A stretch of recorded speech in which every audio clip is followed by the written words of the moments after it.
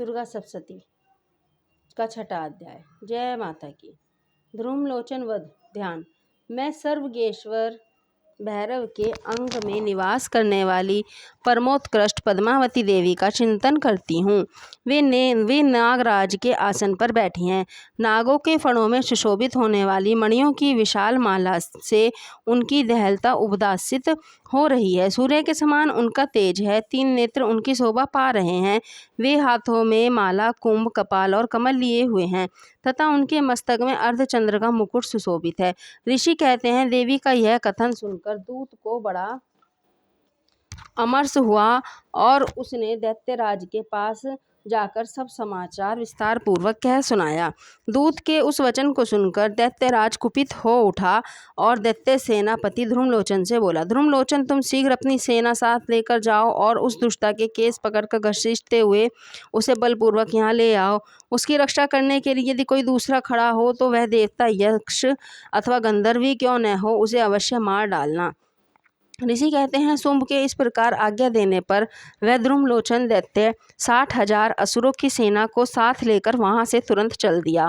वहां पहुंचकर उसने हिमालय पर रहने वाली देवी को देखा और ललकार कर कहा, अरे तू शुंभ निशुंभ के पास चल। यदि इस समय प्रसन्नता पूर्वक मेरे स्वामी के समीप नहीं चलेगी तो मैं बलपूर्वक झोंटा पकड़कर घसीटते हुए तुझे ले चलूंगा। देवी बोली, तुम्हें दैत्यों के राजा ने भेजा है। तुम स्वयं भी बलवान हो और तुम्हारे साथ विशाल सेना भी है। ऐसी दशा में यदि मुझे बलपूर्वक ले चलोगे तो मैं तुम्हारा क्या कर सकती हूँ। ऋषि कहते हैं, देवी के यों कहने पर असुर ध्रुमलोचन उनकी ओर दौड़ा और अंबिका ने हूँ शब्द के उच्चारण मात्र से उसे भस्म कर दिया। फिर तो क्रोध में भरी हुई दैत्यों की विशाल सेना और अंबिका ने एक दूसरे पर तीखे सहायकों, शक्तियों तथा फरसों की वर्षा आरंभ की। इतने में ही देवी का वाहन सिंह क्रोध में भरकर भयंकर गर्जना करके गर्दन के बालों को हिलाता हुआ असुरों की सेना में कूद पड़ा। उसने कुछ दैत्यों को पंजों की मार से, कितनों को अपने जबड़ों से और कितने ही महादैत्यों को पटककर होंठ की डारों से घायल करके मार डाला। उस सिंह ने अपने नखों से कितनों के पेट फाड़ डाले और थप्पड़ मारकर कितनों के सिर धड़ से अलग कर दिए। कितनों की भुजाएं और मस्तक काट डाले तथा अपनी गर्दन के बाल हिलाते हुए उसने दूसरों के दैत्यों के पेट फाड़कर उनका रक्त चूस लिया।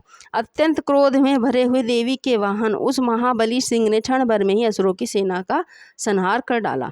शुंभ ने जब सुना कि देवी ने ध्रुमलोचन असुर को मार डाला तथा उसके सिंह ने सारी सेना का सफाया कर डाला, तब उस दैत्यराज को बड़ा क्रोध हुआ।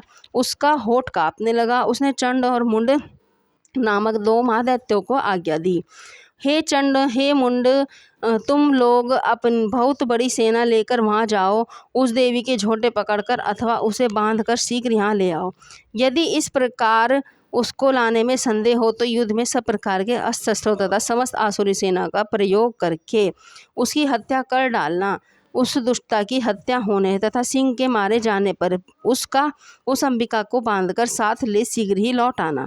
इस प्रकार से मार्कंडेय पुराण में सार्वजनिक मनवंतर की कथा के अंतर्गत देवी माता में ध्रुमलोचन वध नामक छठा अध्याय पूरा हुआ। जय माता की। नवरात्रे की 9 दुर्गाओं की जय हो। माँ दुर्गे की जय हो। बोलिए जयकारा माँ शेरों वाली का सच्चे दरबार की जय। धर्म की जय हो, धर्म का नाश हो, प्राणियों में सद्भावना हो, विश्व का कल्याण हो। हर हर महादेव, हर हर महादेव, हर हर महादेव।